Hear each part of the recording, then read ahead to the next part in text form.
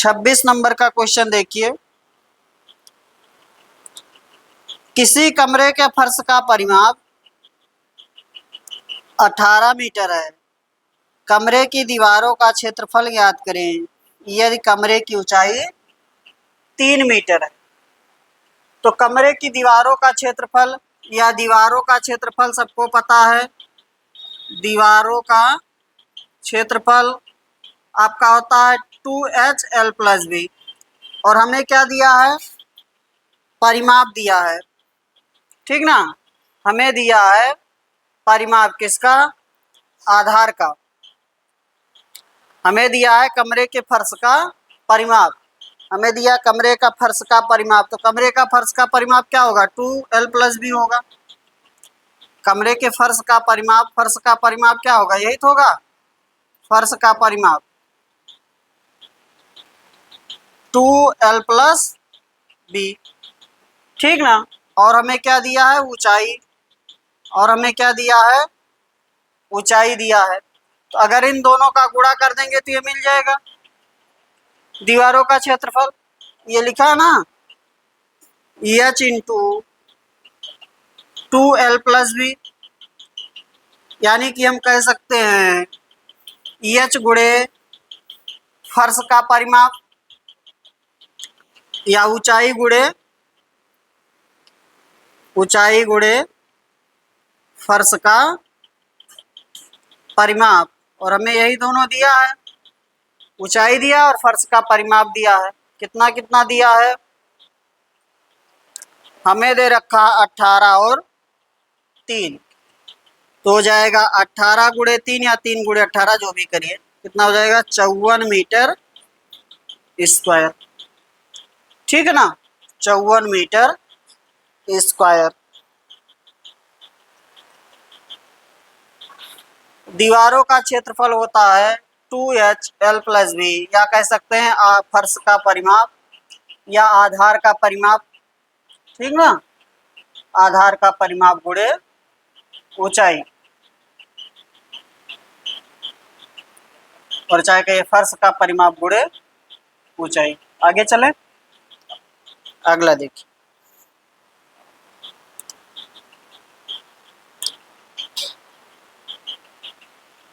एक तार को वर्ग के रूप में मोड़ा गया जिसका क्षेत्रफल 81 सेंटीमीटर स्क्वायर है। यह दूसरी तार को अर्धवृत्त के रूप में मोड़ा जाए तो अर्धवृत्त की त्रिज्या ज्ञात करें। अर्धवृत्त की त्रिज्या ज्ञात करें। तो देखें, पहले तार को कैसे मोड़ा गया है, वर्गाकार मोड़ा गया है, और उसका क्षेत्रफल दिया है तार का, यानी कि A² बराबर दिया है, कितना दिया है 81, यानी कि A बराबर 9, ठीक ना। तो हम निकालेंगे तार की लंबाई, यानी कि वर्ग का परिमाप। तार की लंबाई यही तो होगा, तार की लंबाई क्या होगा, वर्ग का परिमाप होगा। तार की लंबाई वर्ग का परिमाप होगा, क्योंकि तार को कैसे मोड़ा गया है, वर्गाकार मोड़ा गया है, ठीक ना। तो तार की लंबाई हो जाएगा 4 × 9 36। अब इस तार को कैसे मोड़ा गया है, अर्धवृत्ताकार। तो यह जो तार है यह अर्धवृत्त का क्या हो जाएगा, परिमाप हो जाएगा। इसी तार को, अब इस तार को, जो ये तार है इसको ऐसे मोड़ दिया गया, इसका परिमाप के बराबर हो जाएगा, यानी कि अर्धवृत्त का परिमाप कितना होगा 36R/7। इसके बराबर कर दीजिए, 36R/7 बराबर 36, इसलिए R बराबर 7, इसलिए R इक्वल टू क्या आ जाएगा 7 आ जाएगा। त्रिज्या चाहिए कि व्यास,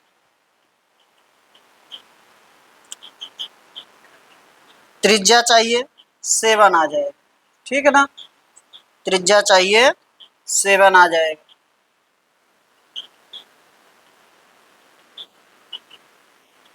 चाहे 36R/7 लिखिए और चाहे इसी को क्या लिखिए πr और +2r। पाई का मान रख देते हैं तो इसलिए 36R/7 हो जाता है, ठीक है ना। आगे चलें।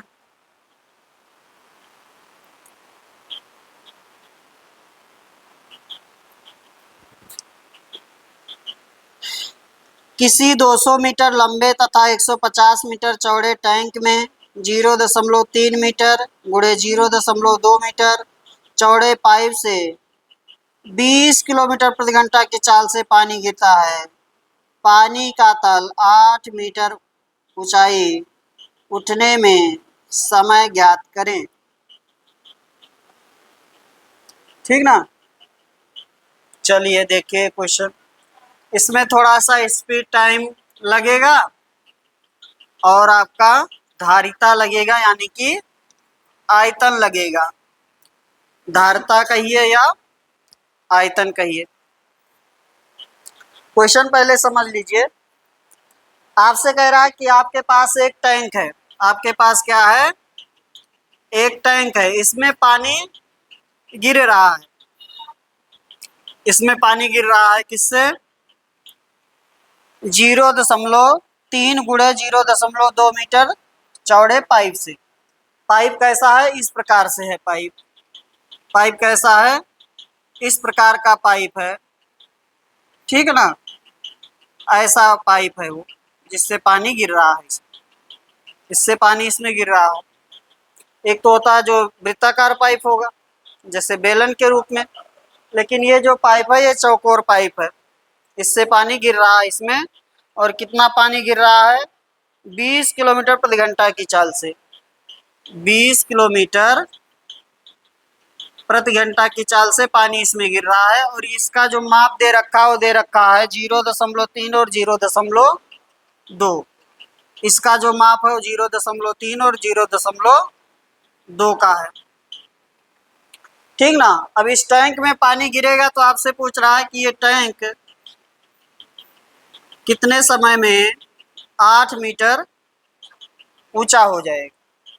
ठीक ना। पानी का तल 8 मीटर ऊंचा हो जाएगा। और जिसमें पानी गिर रहा है उसका माप दे रखा है 200 गुणे 150। ये टैंक इस प्रकार से आगे होगा। ठीक है ना।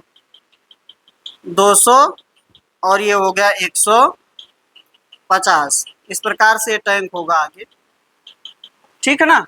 इसमें पानी गिर रहा है। 3D फिगर है, 2D पे उतना सही दिखाई नहीं पड़ेगा। इसमें आपका पानी कह रहा है कि जिसका माप है 200 गुणे 150, 8 मीटर ऊंचाई तक कब पानी पहुंच जाएगा। अगर जिस पाइप से पानी गिर रहा है उसका माप दे रखा 0.3 और 0.2। और कितने स्पीड से पानी गिर रहा है? 20 किलोमीटर प्रति घंटा की चाल से। ठीक है ना। अब ध्यान दें, हमें प्रति मिनट या प्रति घंटे क्या दिया है आंसर? मीटर मिनट में दिया है, किस में दिया है? आंसर पहले देख लीजिए किस में दिया है। कुछ तो लिखा होगा भाई। चलिए ठीक,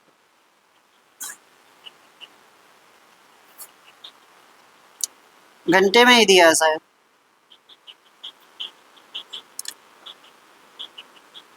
ठीक ना। चलिए देखिए, कोई दिक्कत नहीं। अब आप क्या कर लेंगे इसको? प्रति घंटे गिरने वाले पानी का आयतन, क्योंकि आंसर जो दिया वो घंटे में दिया है, तो आप निकाल लेंगे प्रति घंटे गिरने वाले पानी का आयतन या धारिता। आयतन या धारिता कैसे निकलेगा? Cross section area into speed.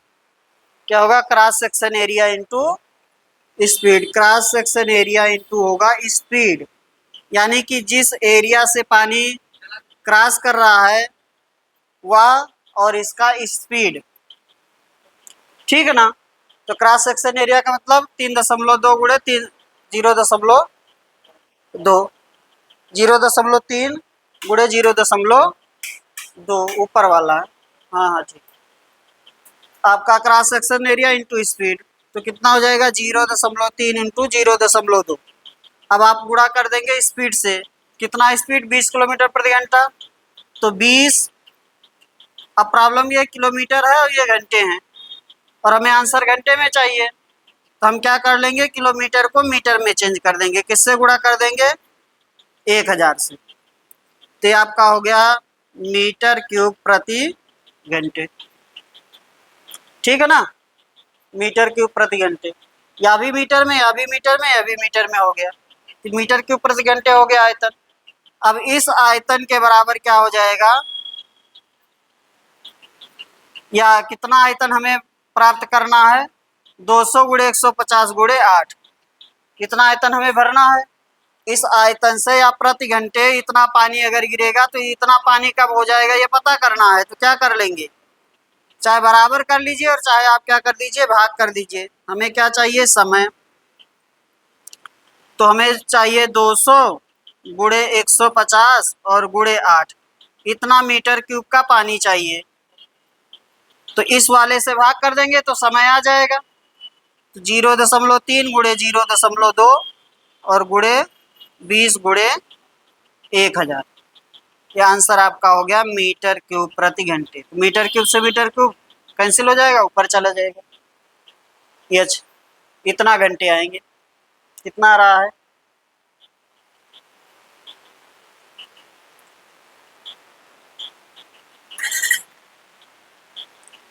3 दूना 6, 6 दूना 11।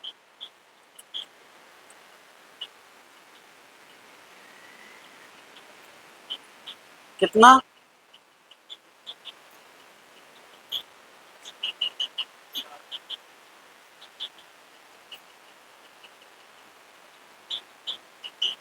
अरे 60 रख लीजिए, 60 आ रहा,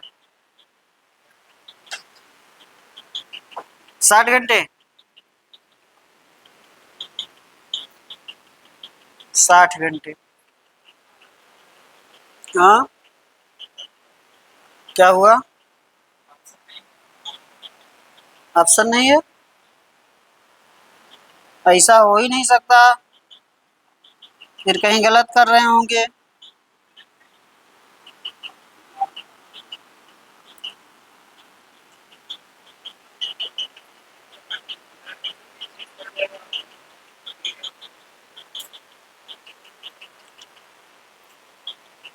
हम करें,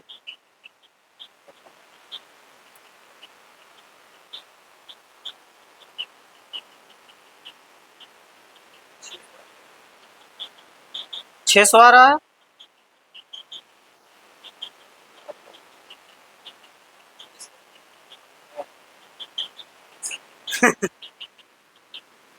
टू 200 ना,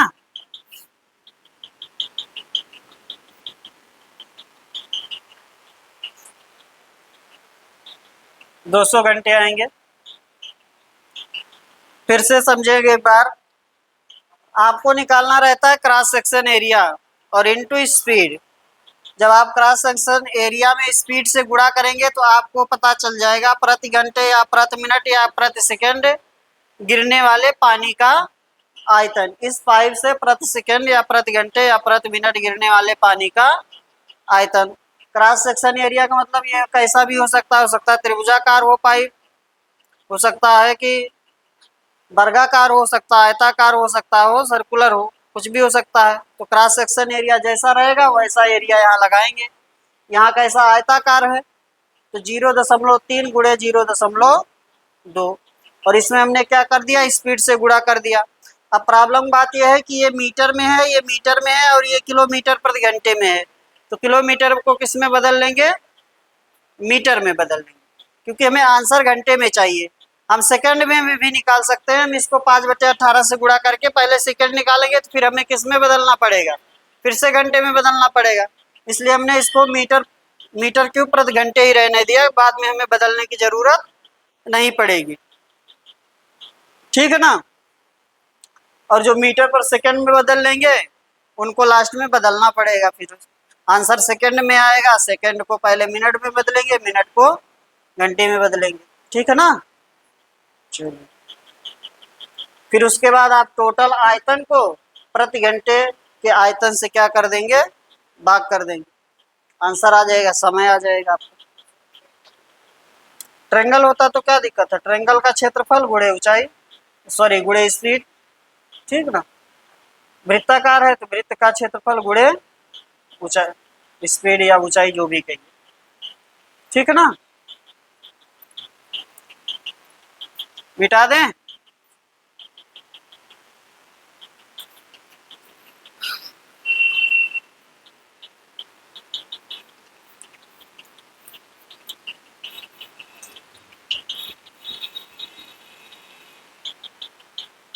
टिब्बल चलते हुए देखा है ना, टिब्बल, टिब्बल का जो पानी गिरता है कैसा गिरता है, सर्कुलर ही तो गिरता है, ठीक ना, यानी कि उसका वृत्ताकार फेस रहता है, तो वृत्ताकार रूप में पानी आगे बढ़ता है, ठीक ना। तो जिस आकार में रहेगा उसी आकार में आगे बढ़ेगा, जैसा उसका बेस रहेगा। तो हमें क्रॉस सेक्शन एरिया चाहिए और इंटू स्पीड चाहिए। आगे चलें, cross section area into speed निकालने के बाद क्या कर देंगे, टोटल आयतन को भाग कर देंगे, जिसको भरना है उसके आयतन को भाग कर देंगे, समय मिल जाएगा। आगे चलें, 29 200 मीटर गुणे 180 मीटर वाले आयताकार क्षेत्र के चारों ओर 100 मीटर चौड़ा रास्ता है, रास्ते का क्षेत्रफल ज्ञात करें।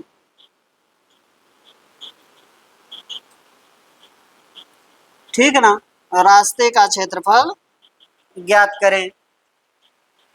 तो बाहर बन रहा है, क्या हो जाएगा, बाहर बने रास्ते का क्षेत्रफल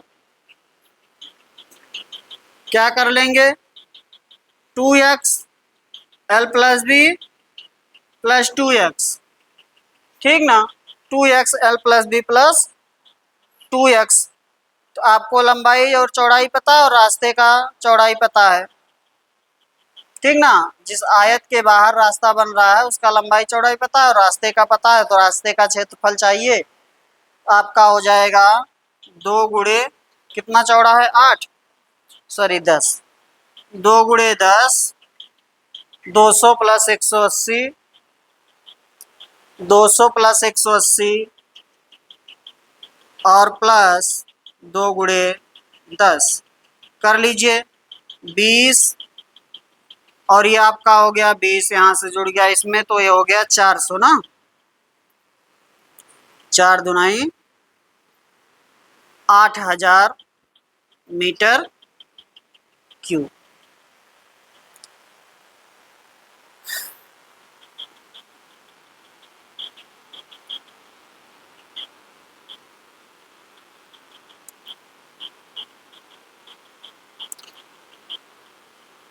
देखिए आपका हिंदी में नहीं लिखा है कि अंदर बन रहा है कि बाहर बन रहा है, लेकिन इंग्लिश में लिखा है आउटसाइड, ठीक ना, इंग्लिश में लिख रखा है आउटसाइड में है आपका रास्ता। तो बाहर बने रास्ते का क्षेत्रफल निकाल लेंगे। 8 सेंटीमीटर त्रिज्या वाले वृत्त के अंदर बने वर्ग का क्षेत्रफल ज्ञात करें। 8 सेंटीमीटर त्रिज्या वाले वृत्त के अंदर बने वर्ग का क्षेत्रफल कौन बताएगा, 8 सेंटीमीटर त्रिज्या वाले वृत्त के अंदर बने वर्ग का क्षेत्रफल, तो ये क्या हो जाएगा, व्यास, ये क्या हो जाएगा, व्यास, या इसी को क्या कहेंगे, विकर्ण। तो कितनी है त्रिज्या, क्वेश्चन मेरा चला गया पता नहीं कहाँ है, त्रिज्या कितना दिया है, बोला करिए, पढ़ते नहीं क्या क्वेश्चन, 8 सेंटीमीटर, कितना दिया 8 सेंटीमीटर, तो विकर्ण कितना हो जाएगा 16 सेंटीमीटर, विकर्ण कितना हो गया 16, इसलिए इस वर्ग का क्षेत्रफल चाहिए, तो क्या कर देंगे, विकर्ण का स्क्वायर बटे 2, तो आपका हो जाएगा 16 का स्क्वायर बटे 2, यानी कि 256 बटे 2, यानी कि 100 कितना 123, सॉरी हाँ 128, 128, ठीक है ना।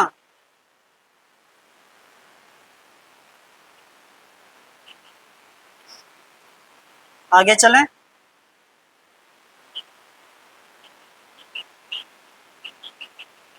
नेक्स्ट पर चलें।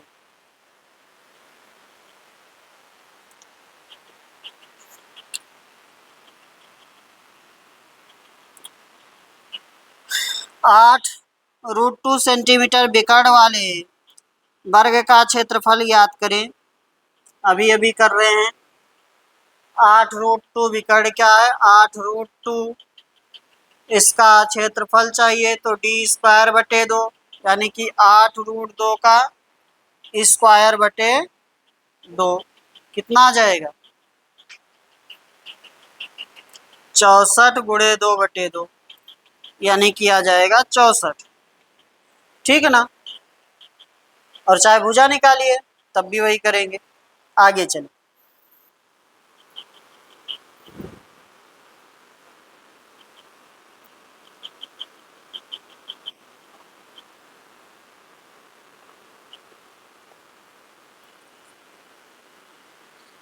अगला लिखा हुआ है किसी आयत का क्षेत्रफल x² + 7x + 10 सेंटीमीटर स्क्वायर है, उसका संभव परिमाप ज्ञात करें। उसका संभव परिमाप ज्ञात करें। क्षेत्रफल कैसा लिखा है? दो घात समीकरण लिखा है। क्षेत्रफल लिखा हुआ है दो घात समीकरण, x² + 7x + 10। आयत का क्षेत्रफल क्या लिख रखा है? x² + 7x + 10। तो क्षेत्रफल क्या होता है आयत का?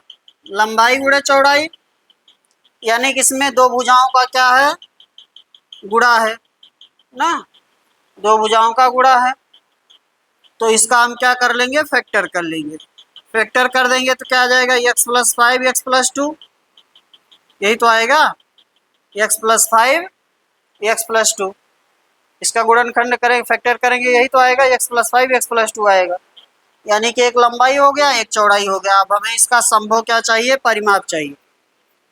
2l + b हो जाएगा 2x + 5 और x + 2 कितना आ जाएगा? 2 2x + 7।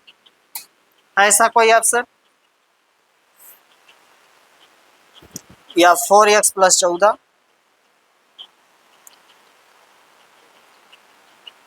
4x + 14 ऐसा ही लिखा है, 4x + 14। ये हो जाएगा आंसर आपका। ठीक है।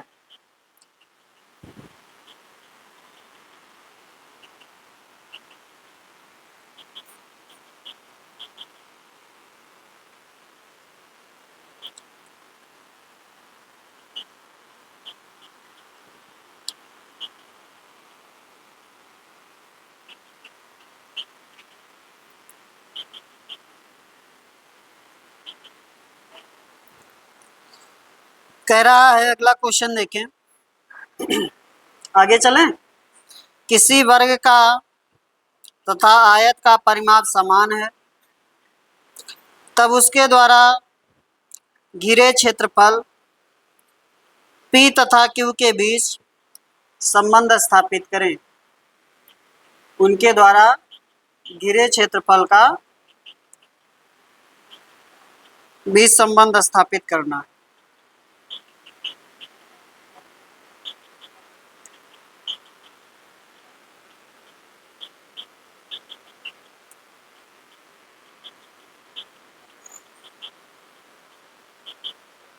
नहीं समझ में आ रहा? आइए।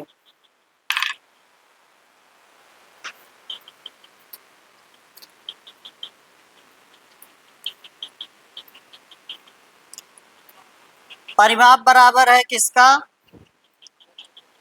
आयत और वर्ग का। हमने मान लिया इसकी भुजा जो है वो 8 और 6 है। इसका परिमाप कितना हो जाएगा? 2 गुणे 6 + 8 होगा। कितना आगे जाएगा? ये 28 आ जाएगा, यानी कि वर्ग का भी परिमाप क्या है? 28 है। कितना है? 28, यानी कि इसकी भुजा कितनी आ जाएगी? 7। तो इसका क्षेत्रफल कितना आ जाएगा? 49। इसका क्षेत्रफल कितना आता? 6 8 से 48 आता। ठीक ना? यानी कि आयत का कम आएगा, वर्ग का ज़्यादा आएगा क्षेत्रफल। ठीक है, कोई भी भुजा आप ले लीजिए, कोई भी परिमाप ले लीजिए, हमेशा ही आयत का क्या आएगा, कम आएगा और वर्ग का अधिक आएगा। हाँ हाँ रख सकते हैं, अपने हिसाब से कुछ भी रख लीजिए, उसी के अनुसार एक रखेंगे, उसके अनुसार अगला बनाएंगे। ठीक है ना। चलिए। हाँ हाँ टाइम लगेगा ना, फिर सेट करना पड़ेगा पूरा। ऐसे कर लीजिए, पीच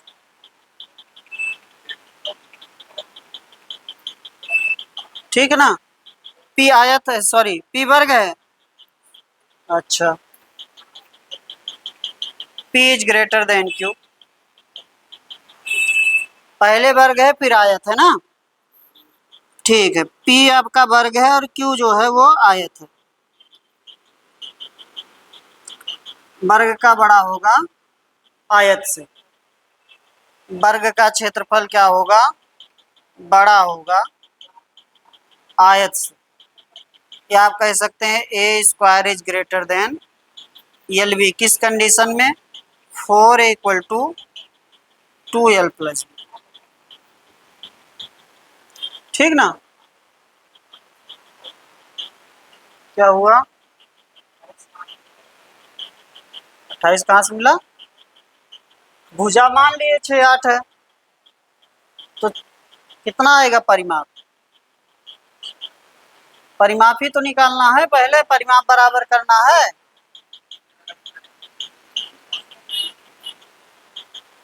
कोई और भुजा ले सकते हैं, आपकी मर्जी है, जरूरी नहीं जो हम लिए हैं यही लीजिए, कोई भी ले सकते हैं। आगे चलें, ठीक ना।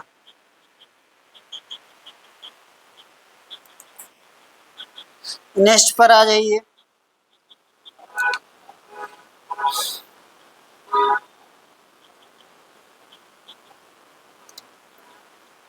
इसको आप लिख लीजिएगा लास्ट में ना, इसको लिख लीजिएगा। इफ अगर ये कंडीशन है आपकी, आपका परिमाप बराबर है तो as greater than l b होगा। ठीक ना, a square greater than l b होगा। आगे आए, एक 6 सेंटीमीटर भुजा वाला रंगीन घन 1 सेंटीमीटर वाले घनों में काटा गया, उन घनों की संख्या ज्ञात करें जिनकी एक भी भुजा रंगी हुई ना हो, जिनकी एक भी भुजा रंगी हुई ना हो।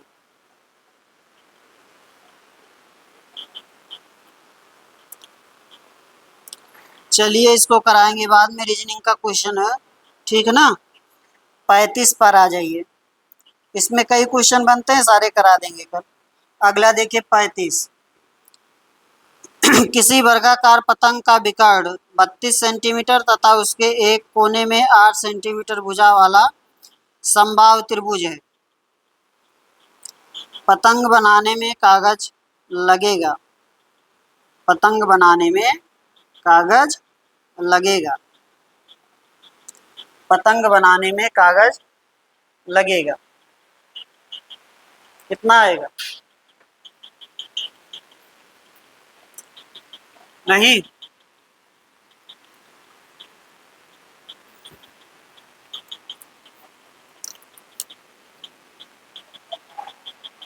देखें, पतंग ऐसे है आपकी,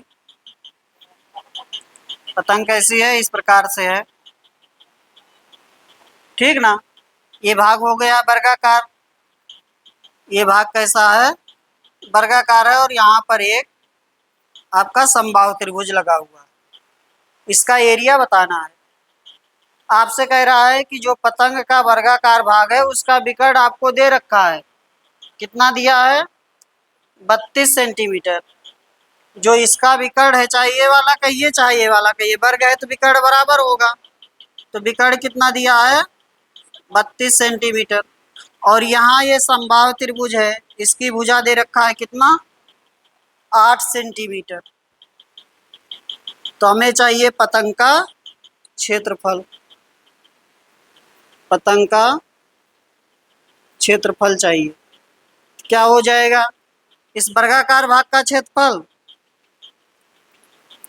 वर्गाकार भाग का क्षेत्रफल और प्लस ये समबाहु त्रिभुज का क्षेत्रफल, समबाहु त्रिभुज का क्षेत्रफल। तो वर्गाकार भाग का क्षेत्रफल, अगर विकर्ण दे रखा तो सीधा विकर्ण से लगा देंगे, ठीक ना। विकर्ण का स्क्वायर बटे 2, विकर्ण का स्क्वायर बटे 2, और समबाहु त्रिभुज का क्षेत्रफल होता है √3/4 ए स्क्वायर, √3/4 ए स्क्वायर। समबाहु त्रिभुज का क्षेत्रफल होगा √3/4 ए स्क्वायर, रख लीजिए। तो आपका हो जाएगा 32 का स्क्वायर बटे में 2 प्लस √3/4 ए स्क्वायर, ए का मतलब 8 का स्क्वायर। तो कितना हो जाएगा, 1024 बटे 2 प्लस √3/4 गुणे 64, ये हो जाएगा 512। और यहाँ 4 से कितना हो गया, 16, 16 √3 का मान 1.732 दिया है, बोला है इतना रखना है।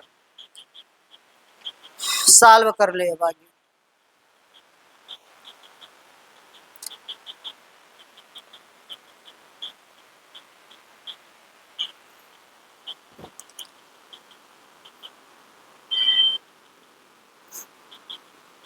ठीक है, कंफ्यूजन नहीं किसी को ना। पतंग का क्षेत्रफल क्या हो जाएगा, अब आखिरी जैसे दिया पतंग का क्षेत्रफल क्या हो जाएगा, कह रहा वर्गाकार भाग है और उसके एक कोने पर एक समबाहु त्रिभुज लगा हुआ है। जो वर्गाकार भाग है उसका विकर्ण है 32 सेंटीमीटर, और जो आपका त्रिभुजाकार भाग है यानी कि समबाहु त्रिभुज के रूप में है उसकी भुजा है 8 सेंटीमीटर। तो वर्ग का क्षेत्रफल और प्लस समबाहु त्रिभुज का क्षेत्रफल, वर्गाकार भाग का क्षेत्रफल और समबाहु त्रिभुज का क्षेत्रफल। वर्गाकार भाग का विकर्ण पता है तो भुजा ना निकालकर सीधा विकर्ण से क्षेत्रफल निकाल लेंगे, विकर्ण का स्क्वायर बटे 2, और प्लस समबाहु त्रिभुज का क्षेत्रफल, समबाहु त्रिभुज का क्षेत्रफल होगा √3/4 ए स्क्वायर, √3/4 ए स्क्वायर।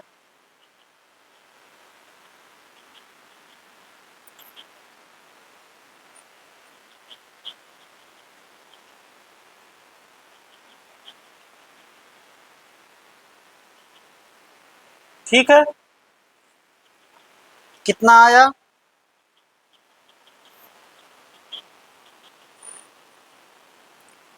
512 ये हो गया, 16 16 256, 512 और 25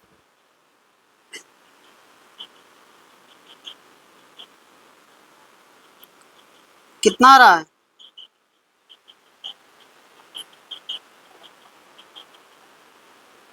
539.712 ना, 539.712 यही आ रहा है, 539.712 सेंटीमीटर स्क्वायर। त्रिभुज सबको पता होना चाहिए, इसमें समबाहु त्रिभुज आ गया है तो त्रिभुज के बारे में बता दे रहे, मिटा दें।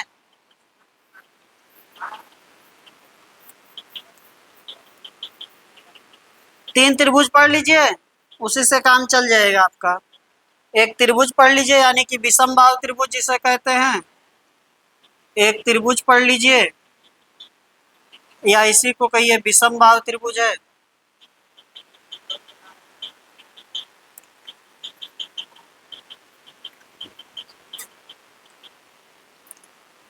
ये आपका त्रिभुज है ABC। इसका परिमाप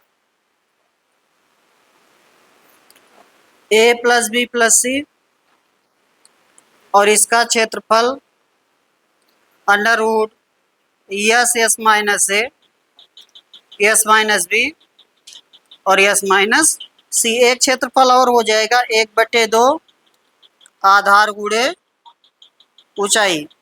अगर त्रिभुज का आधार पता हो और इसके किसी भुजा के सापेक्ष इसकी ऊंचाई पता हो, ठीक ना, किसी भुजा के सापेक्ष इसकी ऊंचाई पता हो तो कर सकते हैं 1/2 बेस गुणे हाइट, यानी कि आधार गुणे ऊंचाई 1/2 बेस इंटू हाइट। कौन सा? हाँ तो वहाँ हाइट पता होनी चाहिए, किसी भी त्रिभुज के लिए लग जाएगा, ये कैसा भी त्रिभुज हो, ठीक ना, बेस पता हो और उसकी ऊंचाई पता हो। कभी कभी विषमबाहु त्रिभुज ही रहेगा, लेकिन अगर बेस और हाइट पता है तो क्षेत्रफल निकाल सकते हैं, ठीक ना। ये किसी भी त्रिभुज के लिए लगेगा, उसका आधार पता हो और उसका ऊंचाई पता हो, या कह सकते हैं कोई एक भुजा पता हो और उसी के सापेक्ष उसकी ऊंचाई पता हो त्रिभुज की, तो आप लगा सकते हैं 1/2 बेस इंटू हाइट। और दूसरी कंडीशन है, ये है त्रिभुज बनेगा कब? किन्हीं दो भुजाओं का योग, किन्हीं दो भुजाओं का योग, या आप ऐसे याद कर लीजिए, नहीं मेन मेन वाला ही आप फॉर्मेट याद करिए, किसी दो भुजाओं का योग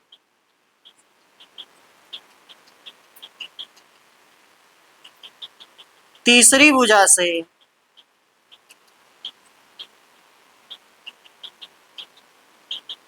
हमेशा अधिक होगा।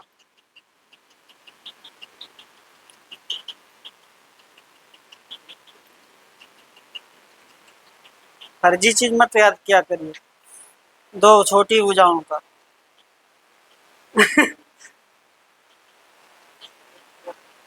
किन्हीं दो भुजाओं का या किसी दो भुजाओं का योग तीसरी भुजा से हमेशा अधिक होगा। वो तो आपका टीचर थोड़ा और शार्ट करने के लिए लिखा देता है कि छोटी भुजाओं का योग, किन्हीं दो छोटी भुजाओं का योग बड़ी भुजा से अधिक होना चाहिए, ये कह रहे हैं ना।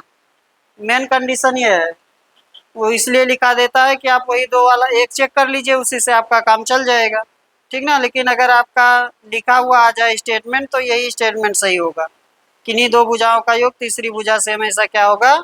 बड़ा होगा, अधिक होगा, ठीक ना। तो A+B is greater then C, या B+C is greater then A, या C+A is greater then B।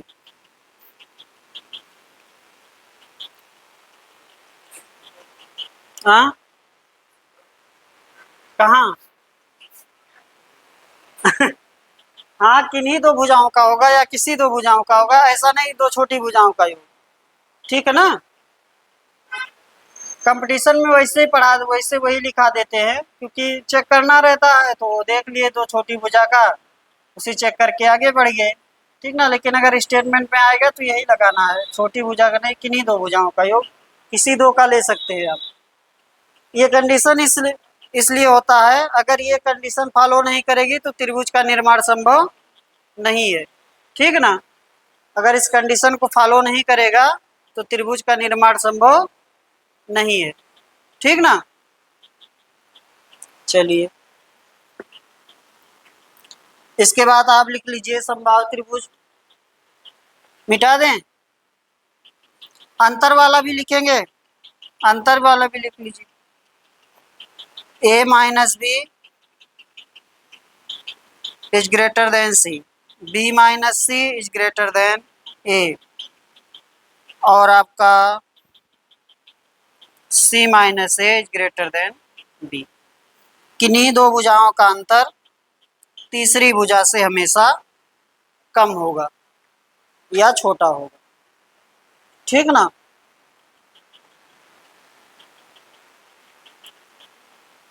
इसको लिख लीजिएगा, आप अपना स्टेटमेंट लिख लीजिएगा, ठीक है ना।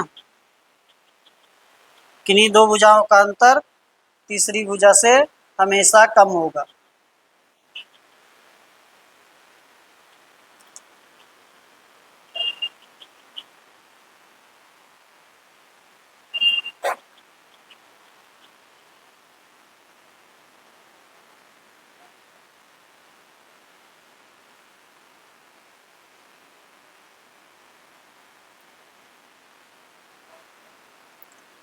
आप समबाहु बता रहे हैं, समबाहु त्रिभुज बता रहे हैं।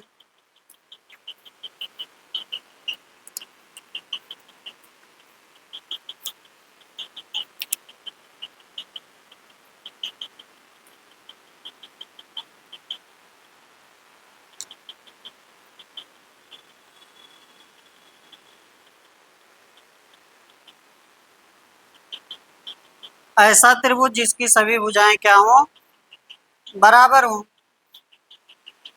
ठीक ना। ये तो भुजा के संबंध में आप बता रहे हैं त्रिभुज। तीन कोण से बनेंगे, तीन भुजा से बनेंगे। जैसे भुजा से तीन त्रिभुज बता सकते हैं, जैसे आपका हो गया विषमबाहु त्रिभुज, समबाहु त्रिभुज और समद्विबाहु त्रिभुज, ठीक ना। और ऐसे ही कोण से हो गया न्यून कोण, समकोण और अधिक कोण, ठीक ना। कोण से तीन प्रकार का और भुजा से तीन प्रकार का। तो ये आपका हो गया, इसका परिमाप क्या हो जाएगा, 3 है। क्या लिखा है हमने,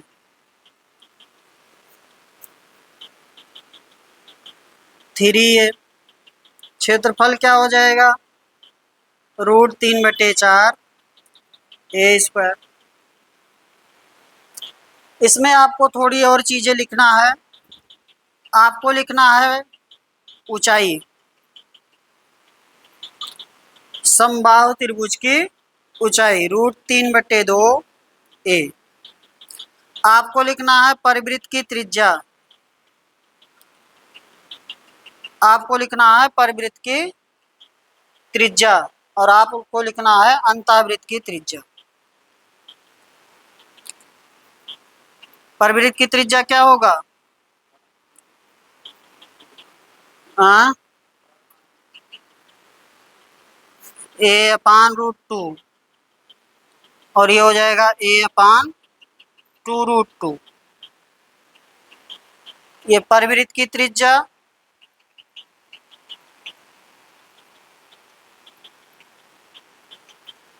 और ये अंतःवृत्त की त्रिज्या।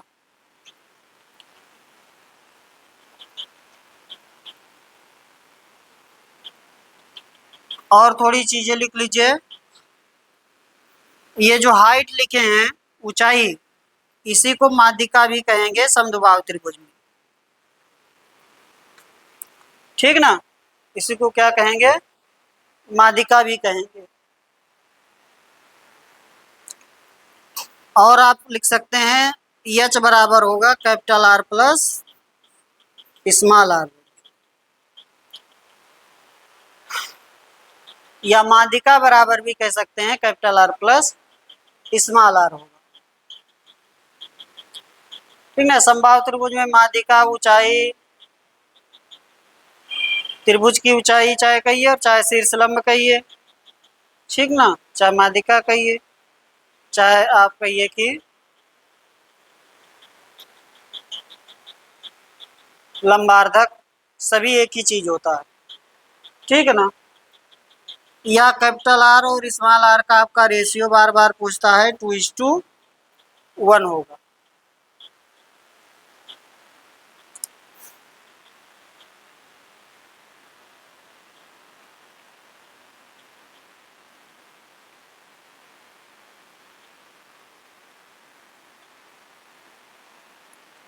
आगे चले,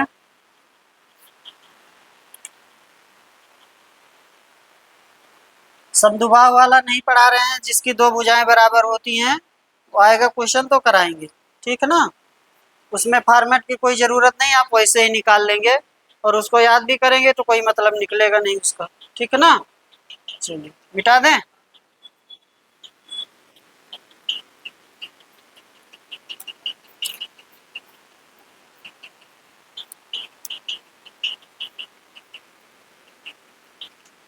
बाकी समकोण का आप जान ही रहे हैं, समकोण चाहे तो लिख लीजिए, समकोण आता है।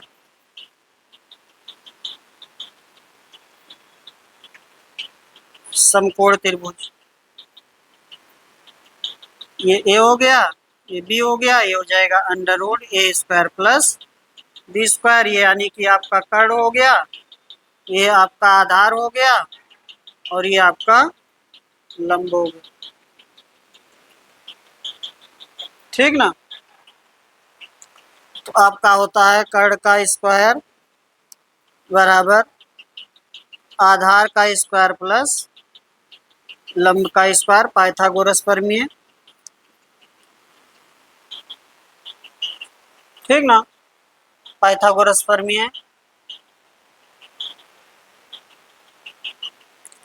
कर्ण पर बना वर्ग शेष दो भुजाओं पर बने वर्ग के योग के बराबर होता है, पाइथागोरस प्रमेय। और आपको क्षेत्रफल याद रखना है 1/2 बेस इंटू हाइट, 1/2 आधार गुणे ऊंचाई, 1/2 लंब गुणे आधार, ऐसा भी कह सकते हैं, या आधार गुणे लंब। ठीक ना, क्योंकि समकोण में देख रहे हैं 1/2 आधार और गुणे लंब। ठीक ना। थोड़ी चीजें और इसमें है, बता ही दिए तो भी लिख लें आप।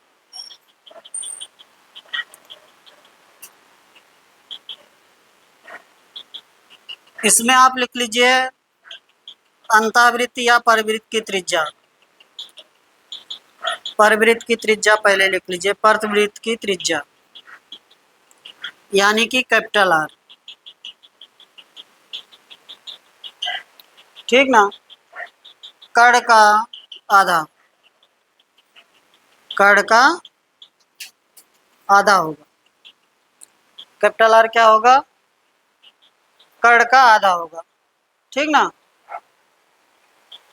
और स्मॉल आर जो होगा वो होगा लंब प्लस आधार, मोस्ट इंपॉर्टेंट है ये, माइनस कर्ण और बटे 2।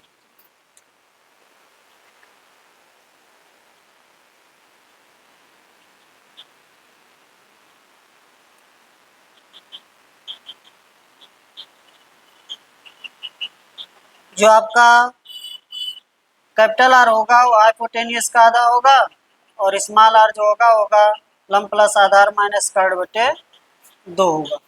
ठीक ना, base plus height minus hypotenuse बटे 2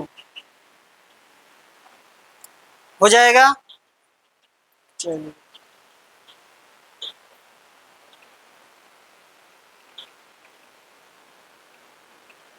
एक फॉर्मेट और छूट गया है, चाहे इसी में लिख लीजिएगा चाहे आगे वाले में लिख लीजिएगा। डेल्टा बराबर आर इंटू एस, डेल्टा बराबर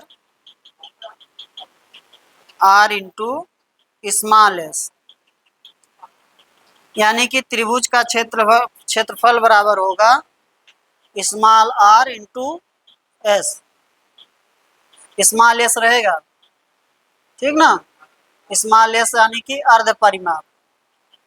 स्मॉल एस यहाँ मैं आगे में लिखा, आगे वाले में चाहे लिख लीजिए चाहे, स्मॉल एस बराबर होगा a plus b plus c by 2। जहाँ हीरोज फार्मूला लिखे हुए हैं क्षेत्रफल वाला वहां पर भी लिख लीजिए स्मॉल एस बराबर, क्योंकि उसमें आया है ना s s minus s minus b s minus c, चाहे वहां भी लिख लीजिए और नहीं तो यहीं लिख लीजिए स्मॉल एस बराबर अर्ध परिमाप a plus b plus c by 2। Capital s जो होगा वो क्षेत्रफल दिखाएगा। ठीक ना, कहीं कैपिटल एस ऐसे लिखा रहेगा कैपिटल एस तो ये क्षेत्रफल दिखाएगा, स्मॉल एस आपको अर्ध परिमाप दिखाएगा। ठीक ना।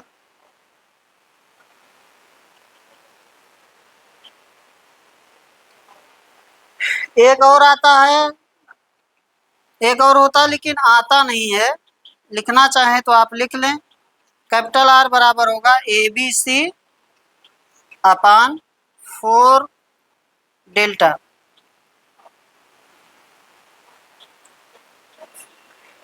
हाँ, कहीं भी लगा सकते हैं, चाहे विषमबाहु हो, चाहे सभी त्रिभुज के लिए है, ये भी सभी त्रिभुज के लिए है, चाहे जैसा त्रिभुज हो उससे मतलब नहीं है, उसका अंतःवृत्त की त्रिज्या पता होनी चाहिए और अर्ध परिमाप पता होना चाहिए, तो क्षेत्रफल बता सकते हैं। कोई भी त्रिभुज हो सबके लिए लगेगा ये, अंतःवृत्त की त्रिज्या पता हो और स्मॉल यस पता हो, ठीक ना, लग जाएगा। वही चीज इसका भी है, चाहे जैसा त्रिभुज हो सबके लिए लगेगा ये, कैपिटल आर बराबर A B C upon 4 delta. वैसे आपको नहीं मिलेगा, कभी इस पर क्वेश्चन आता नहीं, लेकिन इस पर बहुत क्वेश्चन आया हुआ है, मोस्ट इंपॉर्टेंट है, डेल्टा बराबर आर इंटू एस, ठीक ना। कुछ लोग याद करते हैं डेल्टा बराबर r into p by to,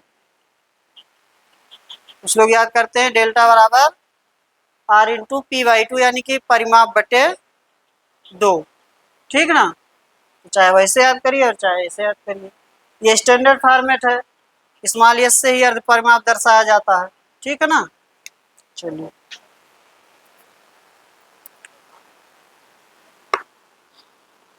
अभी भी त्रिभुज में बहुत सारी चीजें हैं, जब आपको ज्योमेट्री पढ़ाएंगे तो उसमें और चीजें आएंगी, ठीक है ना। चलिए, इसमें त्रिभुज बढ़ता है 3 भागों में, 4 भागों में, पैरेलल चलती है लाइनें, तो क्या कितने त्रिभुज कितने भागों में बढ़ता है, ये सब चीजें आएंगी आपका जब हम लोग करेंगे ज्योमेट्री। अभी मेंसुरेशन के हिसाब से इतना ही काफी है, ठीक है ना। और एक हमने छोड़ा हुआ है समद्विबाहु त्रिभुज, जब उसका क्वेश्चन आएगा तो वहाँ करा देंगे, क्वेश्चन भी आसानी से हो जाएगा, बस एक आपको फॉर्मेट आता है उसके क्षेत्रफल का, जो याद नहीं रहता है, जो उसको कर लेंगे तो आ जाएगा वो। चलो आगे आए, 36 नंबर, किसी आयताकार बरामदे की, और अगर कहेंगे तो अभी लास्ट में कहिए तो करा देंगे, कोई दिक्कत नहीं है, बस आपको ए की जगह, ए और बी की जगह ए कर देना है बस, क्योंकि दो भुजा क्या है, बराबर है, वही। हाँ हाँ, सवाल आएगा तो करा देंगे, ज्यादा याद रहेगा, ठीक है ना। चलिए, किसी आयताकार बरामदे की चौड़ाई तथा लंबाई का अनुपात 3:4 है, बरामदे का क्षेत्रफल 1/12 हेक्टेयर है, बरामदे की चौड़ाई ज्ञात करें, बरामदे की चौड़ाई ज्ञात करें।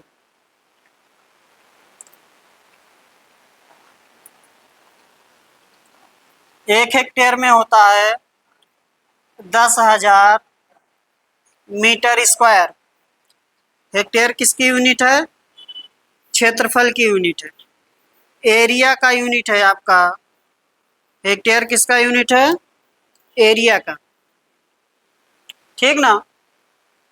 हेक्टेयर आपका यूनिट है किसका, एरिया का, 10,000 मीटर स्क्वायर होगा, एक हेक्टेयर में कितना होगा, 10,000 मीटर स्क्वायर। अब चलिए कर लेते हैं क्वेश्चन, क्या दिया है, आयताकार बरामदे की लंबाई और चौड़ाई का अनुपात, आयताकार बरामदे की लंबाई और चौड़ाई का अनुपात 4:3, उल्टा लिखा है, चौड़ाई और लंबाई लिखा है ना, उल्टा लिखा है, चौड़ाई और लंबाई का अनुपात लिखा है 3:4। और फिर हमें दिया बरामदे का क्षेत्रफल, यानी कि हमें क्या दिया है, एल बी दिया है, हमें क्या दिया है, एल बी, 1/12 हेक्टेयर, ठीक ना। रख लेंगे यहाँ से 4x इंटू 3x, एल और बी आपका ये हो जाएगा 4x इंटू 3x बराबर 1/12 गुणे 10,000, किस में चला गया, ये मीटर स्क्वायर में चला गया। एक हेक्टेयर बराबर यहाँ लिख लें, एक हेक्टेयर बराबर होता है 10,000 मीटर स्क्वायर, और एक एयर बराबर होगा, एक एयर बराबर होगा 100 मीटर स्क्वायर। याद रखना है, ये दोनों मोस्ट इंपॉर्टेंट है, एक हेक्टेयर और एक एयर, एक हेक्टेयर और एक एयर, ठीक है ना, एक हेक्टेयर और एक एयर।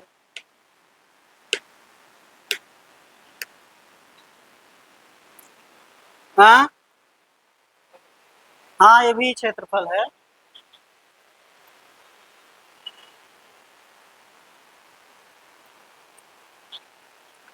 अब कर लेते हैं इसको, देखें। ये हो जाएगा एक्स स्क्वायर बराबर, ये हो गया 10,000 और बट्टे 12 गुणे 12, इसलिए एक्स बराबर कितना हो जाएगा 100/12, यही ना, यानी कि 25/3, 25/3 मीटर। एक्स बराबर क्या चाहिए हमें, चौड़ाई की लंबाई क्या निकालना था, चौड़ाई निकालना, यानी कि 3x निकालना है। तो जाएगा 25/3 गुणे 3, या 3 गुणे 25/3, 25 मीटर, ठीक है ना, 25 मीटर। ये मोस्ट इम्पॉर्टेंट है, हेक्टेयर और एयर याद रखना है। एक हेक्टेयर होगा 10,000 मीटर स्क्वायर और एक एयर होगा 100 मीटर स्क्वायर।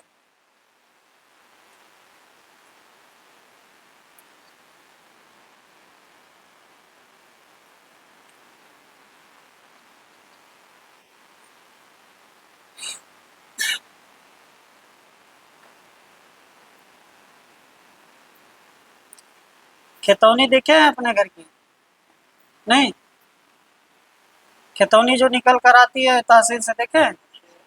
हाँ, अब हेक्टेयर में आने लगा है, बहुत दिनों से आ रहा है। अब किस में आ रहा है, हेक्टेयर में आ रहा है वो, ठीक है ना। हाँ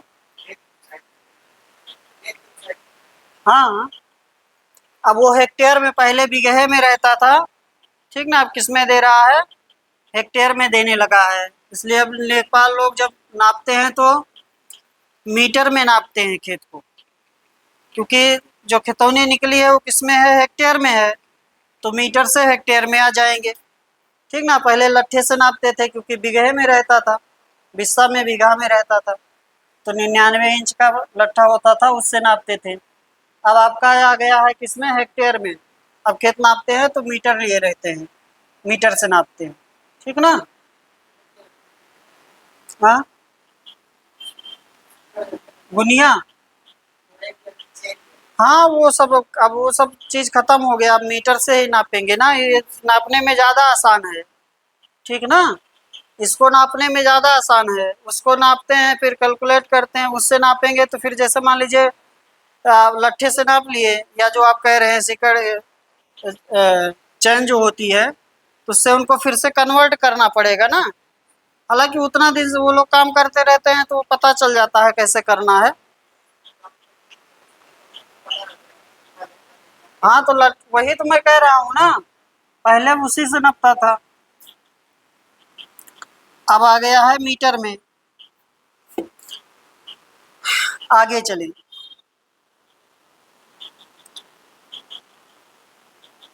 किसी आयत का क्षेत्रफल वर्ग के क्षेत्रफल का 3 गुना है। आयत की लंबाई 20 सेंटीमीटर तथा चौड़ाई वर्ग की भुजा की 3/2 गुना है। वर्ग की भुजा ज्ञात करें, वर्ग की भुजा ज्ञात करें।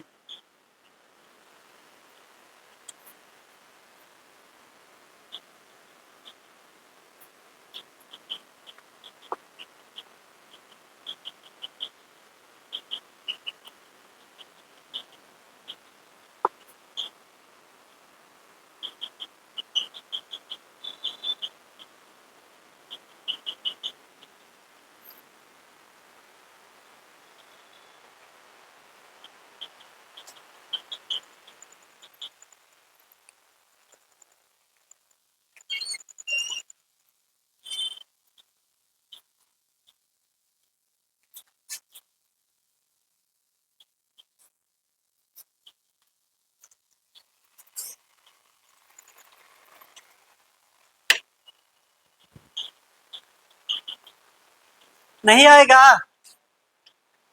हम्म,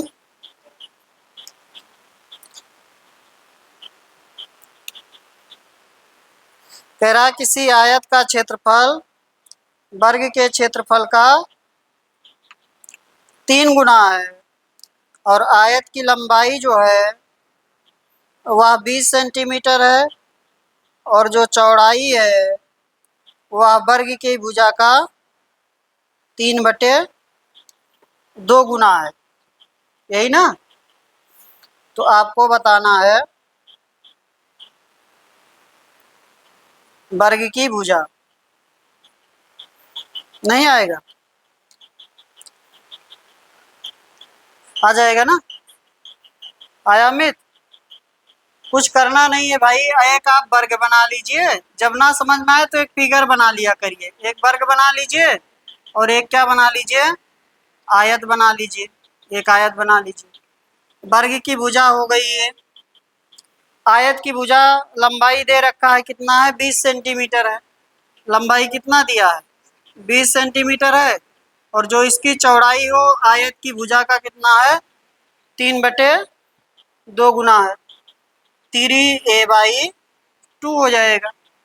और दोनों का क्षेत्रफल क्या है, बराबर नहीं, बराबर नहीं। क्षेत्रफल जो है वो आयत का क्षेत्रफल वर्ग के क्षेत्रफल का 3 गुना है। तो वर्ग का क्षेत्रफल क्या हो जाएगा, a² होगा। इसलिए आयत का क्षेत्रफल क्या हो जाएगा, 3 टाइम्स हो जाएगा, यानी कि 3a² हो जाएगा। ये तो इसके अनुसार हुआ, 3 वर्ग के अनुसार 3a²। वैसे इसका क्षेत्रफल क्या हो जाएगा, 20 गुणे 3a/2 हो जाएगा। दोनों बराबर कर देंगे, a से a क्या हो जाएगा, कैंसिल। इसलिए a बराबर हो जाएगा 20 गुणे 3/2 गुणे 3, यानी कि हो जाएगा 10। इतना ही तो करना है, ठीक है ना। एक हमने ले लिया वर्ग जिसकी भुजा है a, उसके अनुसार उसका क्षेत्रफल हो गया a²। इसलिए आयत का क्षेत्रफल आपका हो गया 3a², क्योंकि आयत का क्षेत्रफल वर्ग के क्षेत्रफल का 3 गुना है, तो हो गया 3a²। आगे आपको दे रखा है कि आयत की एक भुजा है कितना, 20 सेंटीमीटर, और एक भुजा ऐसी है जो वर्ग की भुजा का 3a/2 है, 3/2 गुना है। तो ये आपका वर्ग की भुजा, इसलिए इसकी भुजा या चौड़ाई का ये हो जाएगा 3a/2। दोनों का गुणा कर देंगे इसका इसका, तो ये हो गया आयत का क्षेत्रफल। और पहले से आयत का क्षेत्रफल कितना आ रहा, कंडीशन के अनुसार 3a², ठीक है ना। चलिए आगे चलें।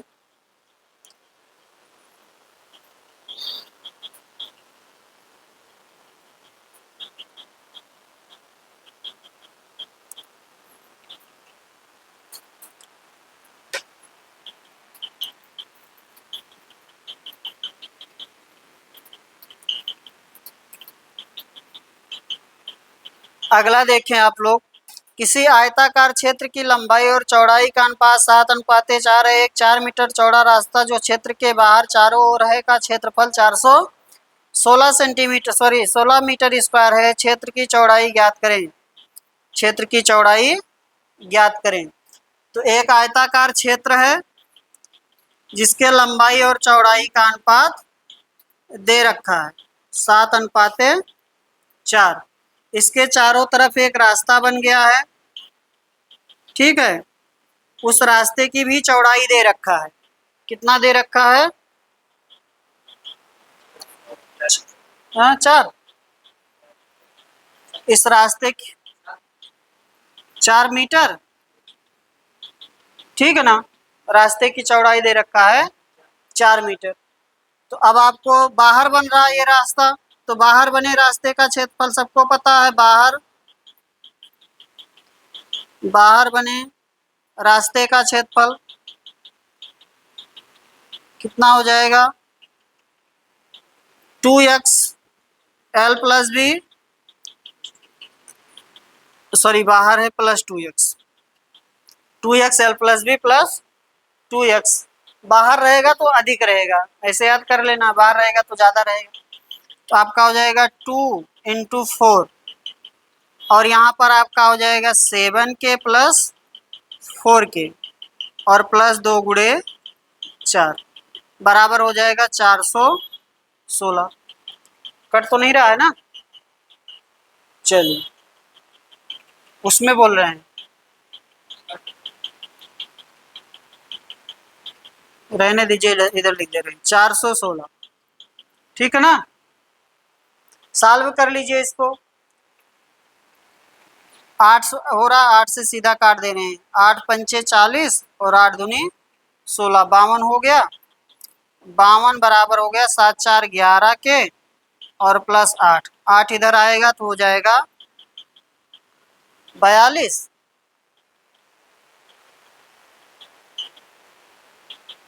44 ना, 44 11 के, इसलिए के बराबर 4। हमें क्या चाहिए, चौड़ाई चाहिए, क्षेत्र की चौड़ाई चाहिए, यानी कि 4K चाहिए। क्या चाहिए, 4K। तो जाएगा 4 गुणे 4, कितना आ जाएगा, 16 आ जाएगा। कितना आ जाएगा, 16 आ जाएगा। ठीक है ना, 16 आ जाएगा।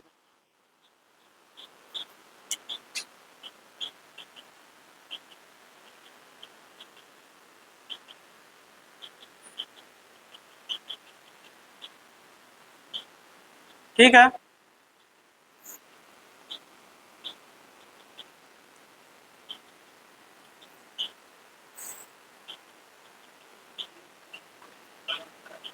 हाँ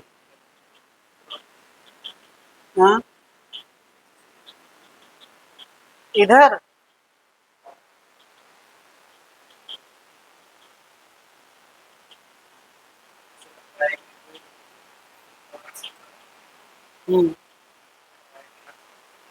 देखें,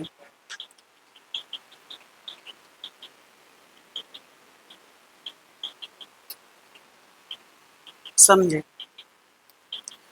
यहाँ से यहाँ तक, या आप ये कह सकते हैं यहाँ से यहाँ तक ये यल हो गया और यहाँ से यहाँ तक ये बी हो गया। ठीक ना, तो इतने भाग का और इतने भाग का क्या हो जाएगा, बी एक्स हो जाएगा, होगा ना क्षेत्रफल, बी एक्स।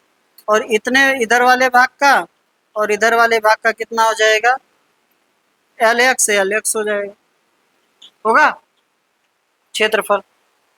तो आपका क्या हो गया, 2 LX और प्लस 2BX। अब बाहर रास्ता बन रहा है तो ये रीजन और ये रीजन छूट गया, तो ये आपका x का है तो ये बनेगा एक्स स्क्वायर, ये भी बनेगा एक्स स्क्वायर, ये भी बनेगा एक्स स्क्वायर, ये भी बनेगा एक्स स्क्वायर।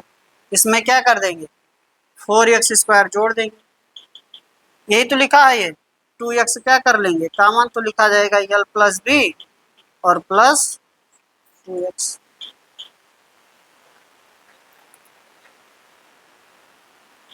ठीक ना, कौन, अमित?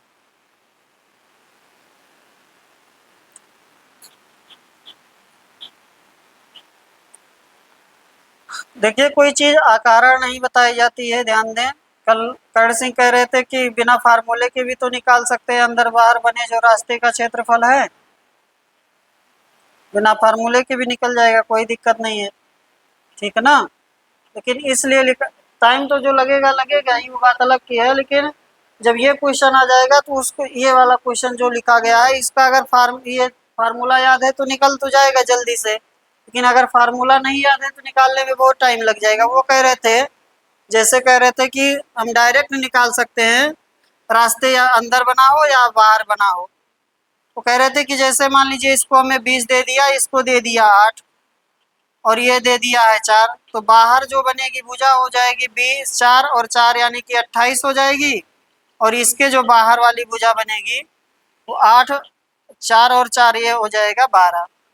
तो हम बाहर वाले में से अंदर वाला क्षेत्रफल क्या कर दें, घटा दें। लेकिन जब ये अनुपात में चलने लगेगा तब प्रॉब्लम होगी ना वो सॉल्व करने में, समझे बात को।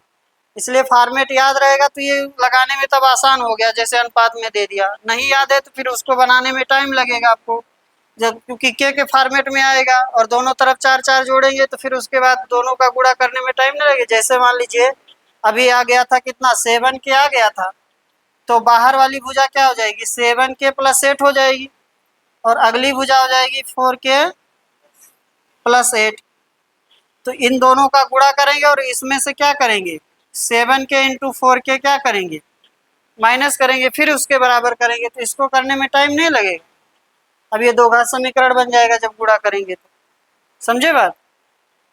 चलिए, इसलिए अगर लिखा गया तो उसको थोड़ा याद कर लीजिए। इसमें याद करने में क्या दिक्कत है? कुछ नहीं है। एक याद करेंगे, दूसरा बाहर बन रहा है तो अधिक होगा, अंदर बन रहा है तो कम होगा, तो यहाँ माइनस आएगा। बस इतना ही तो याद करना है।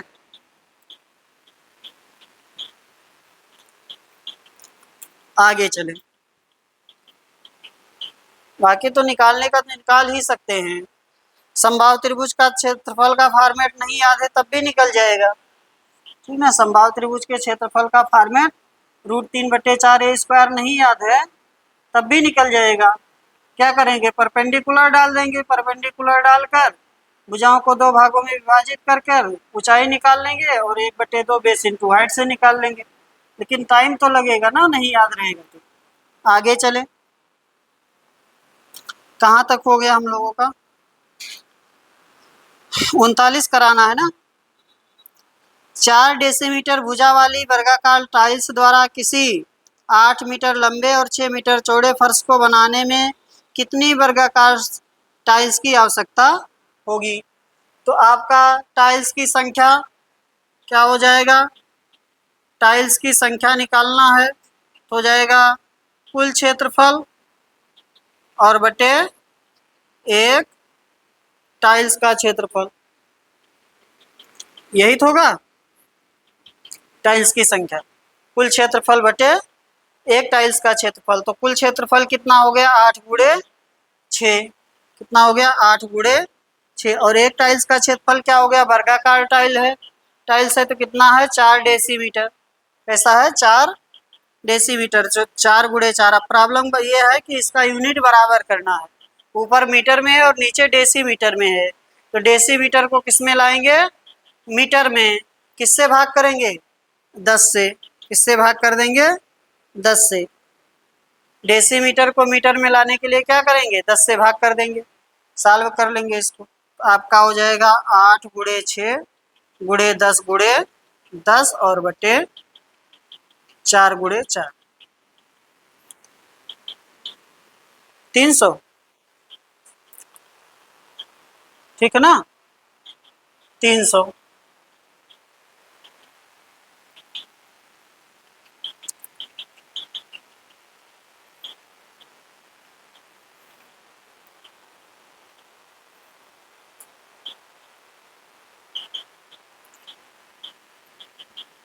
याद है ना सबको?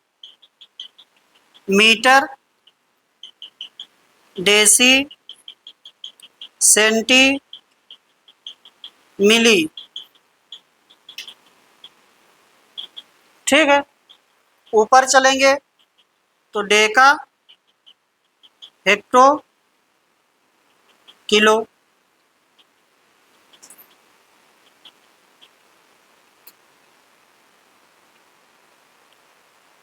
ठीक है।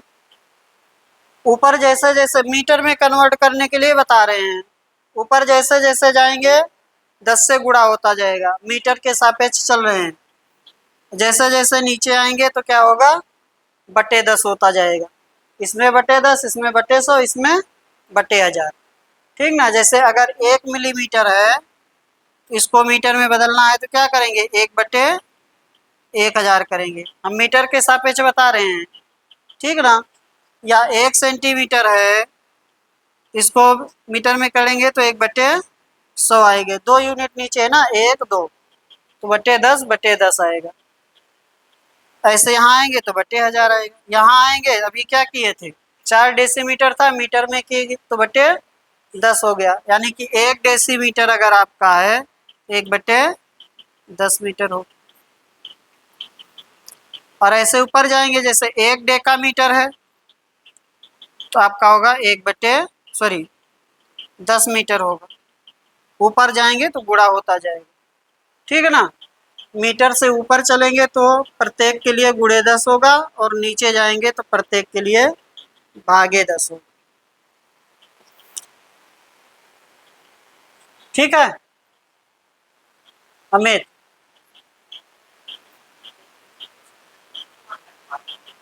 क्या?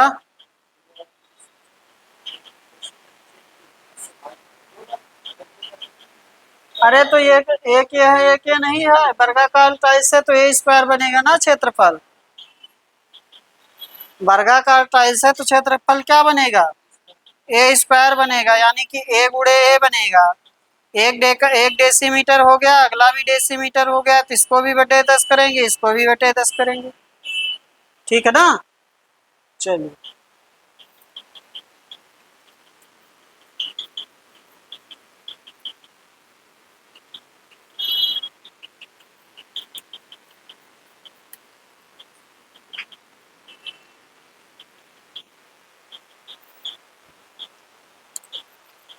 लिख लिए हैं जो यूनिट लिखा है, याद है? याद है? याद है ना? चलिए आगे चलें। नहीं तो फिर से लिख दें, याद है सबको ना? चलिए, एक गोदाम 15 मीटर लंबा तथा 12 मीटर चौड़ा है। फर्श तथा छत के क्षेत्रफल का योग चारों दीवारों के क्षेत्रफल के योग के बराबर है। गोदाम का आयतन ज्ञात करें। ठीक ना? नहीं होगा? आपसे कह रहा है कि एक फर्श की लंबाई और चौड़ाई 12 और 15 और 12 मीटर 12 है। फर्श तथा छत के क्षेत्रफल का योग चारों दीवारों के क्षेत्रफल के योग के बराबर है। तो फर्श और छत का क्या हो जाएगा? 2l प्लस बी हो जाएगा। और चारों दीवारों का क्या हो जाएगा? 2hL प्लस बी हो जाएगा। ठीक है।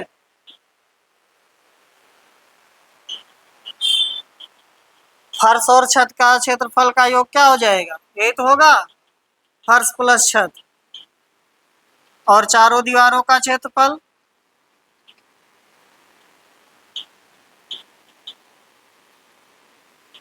ये हो जाएगा। ठीक है, सॉल्व कर लीजिए।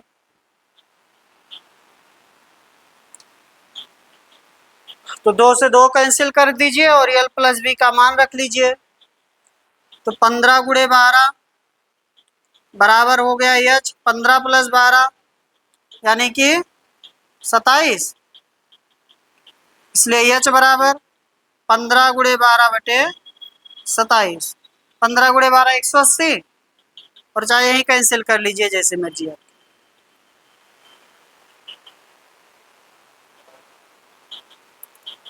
एच कितना आया?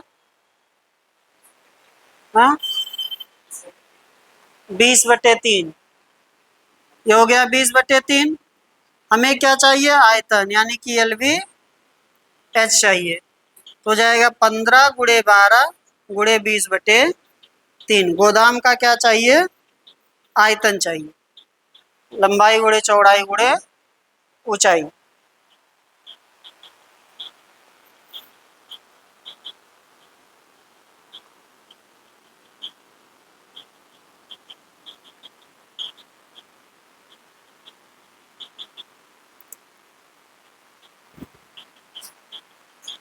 एक क्वेश्चन और कर लेते हैं, आज इतना ही रहने देते हैं। ठीक है ना? मिटा दें?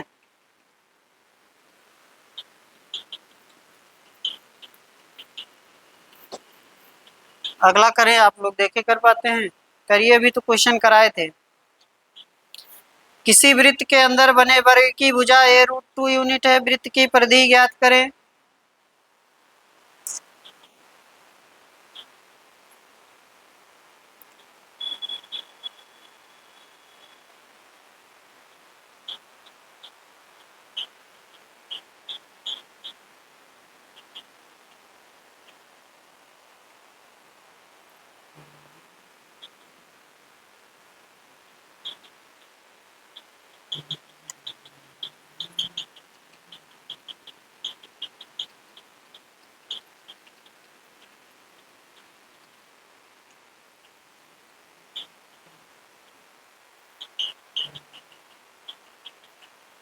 हो जाएगा?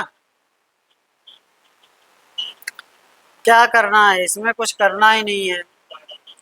भुजा दिया हुआ है a√2, वर्ग की भुजा क्या दिया है?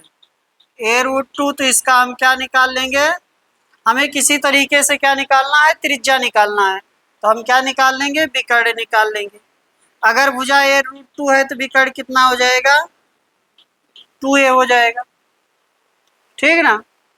इसलिए विकर्ण यानी कि आपका हो गया 2r, यानी कि व्यास हो गया। तो 2a यानी कि r बराबर क्या हो गया, a हो गया। r बराबर क्या हो गया, a हो गया।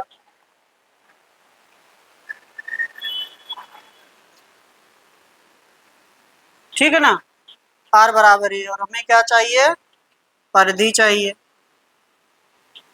यानी कि 2 पाई r, यानी कि 2 पाई a के फॉर्मेट में देना है ना, 2 पाई a। कंफ्यूजन नहीं है किसी को। देखिए भुजा ये हो गया भुजा, तो भुजा से हमें किसी तरीके से त्रिज्या निकालना है। तो त्रिज्या कैसे मिल पाएगी, विकर्ण से, वर्ग के विकर्ण से मिल पाएगी। तो भुजा अगर पता है, वर्ग की भुजा है a√2, तो इसका विकर्ण क्या होता है, विकर्ण होता है √2 भुजा होता है, यानी कि √2 इंटू a√2, तो हो गया 2a।